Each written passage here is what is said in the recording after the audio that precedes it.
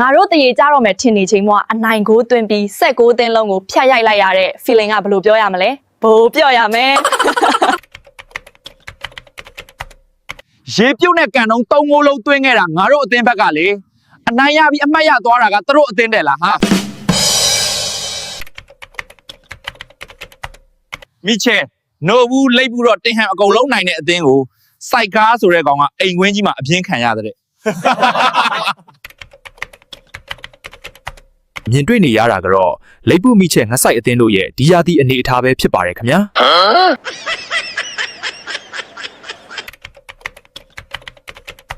ဘောလုံးအသင်းတွေမှာဝယ်ပြီးပစ္စည်းပြန်ရောင်းလို့ရလားဗျရာသီဝက်ရှိတော့မယ်ခုထိဒါကိုမှမသွင်းတဲ့ပေါင်တန်းရကြောတန်ကြီးကိုပြန်အမ်းချင်လို့ဒီကောင်ဂိုးသွင်းရမှာအဲ့လောက်ဖြစ်နေပုံထောက်ရင်သူ့မိမကဘာများလှုပ်ထားလို့လဲမသိဘူး